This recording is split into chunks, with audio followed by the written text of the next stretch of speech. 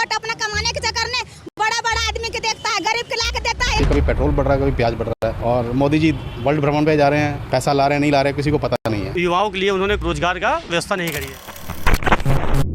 देश की सिर्फ 1.6% जनता लगभग 30% टैक्स का बोझ उठा रही है। इन पर टैक्स लगा लगा के इतना निचोड़ दिया गया है कि अब मिडिल क्लास कहलाने के लायक ही नहीं बचे हैं। अमेरिका में इंडिया से 32 गुना ज्यादा कमाने वाले लोग हैं, लेकिन फिर भी इंडिया के मुकाबले अमेरिका में पेट्रोल सस्ता है। और इतना टैक्स भरने के बाद मिलता क्या है? न हवा साफ है और न पीने का पानी, न तो सरकारी स्कूल अच्छे है और न ही सरकारी अस्पताल, और न ही नौकरियां हैं। और अब धीरे धीरे जनता को अवेयरनेस भी आने लग गई है इस चीज के बारे में। अब जब पिछले मीटिंग में फाइनेंस मिनिस्टर के द्वारा पॉपकॉर्न में अलग अलग तरीके के टैक्स लगाए गए और इस बात पे सोशल मीडिया पर जम के हल्ला मचाया गया और निर्मला जी को बहुत ट्रोल किया गया और उन्हें कुछ लोग तो वसूली ताई कह के बुलाने लगे। बट ये समस्या सिर्फ यहीं तक सीमित नहीं है। सबसे बड़ी समस्या ये है कि मिडिल क्लास देश से धीरे धीरे खत्म होता जा रहा है। पिछले कुछ महीनों में FMCG की जो बड़ी कंपनियों में से एक हिंदुस्तान यूनिलीवर है, उसके शेयर में गिरावट आई है। इसका मतलब ये है कि लोग FMCG के जो प्रोडक्ट जो कि डेली यूज के प्रोडक्ट है उससे दूर भाग रहे हैं। और FMCG सेक्टर के सिर्फ इसी कंपनी में ये प्रॉब्लम नहीं है, बाकी जितनी भी FMCG सेक्टर की कंपनियां हैं उनमें सब में यही प्रॉब्लम आ रही है। लोग अब अपनी जरूरत के सामान भी कम खरीद रहे हैं। इसका मतलब है कि जो भी अर्बन सिटीज है, जैसे कि शहरों में रहने वाले लोग अब पैसा खर्चा करने से डर रहे हैं या अपनी जरूरत का सामान भी बहुत कम यूज कर रहे हैं। अब यहाँ पे हो क्या रहा है? अपर क्लास के जो लोग हैं वो तो लग्जरी चीजें खरीद रहे हैं, वो तो अपनी शॉपिंग कर रहे हैं, लेकिन जो मिडिल क्लास फैमिली है वो टैक्स के बोझ में इतना दब चुकी है कि अब वो अपने जरूरत के सामान खरीदने के लिए भी असमर्थ हो गए हैं। और मिडिल क्लास के बाद एक सेक्शन आता है जिसमें सबसे ज्यादा लोग रहते हैं, वो है लोअर क्लास, और इनकी हालत तो और ज्यादा खराब है। ये तो फ्री का अनाज लेने पर मजबूर है। और जो मिडिल क्लास है वो जो थोड़ा बहुत कमाता भी है तो उसकी कमाई आधा तो टैक्स में चली जाती है और आधा जो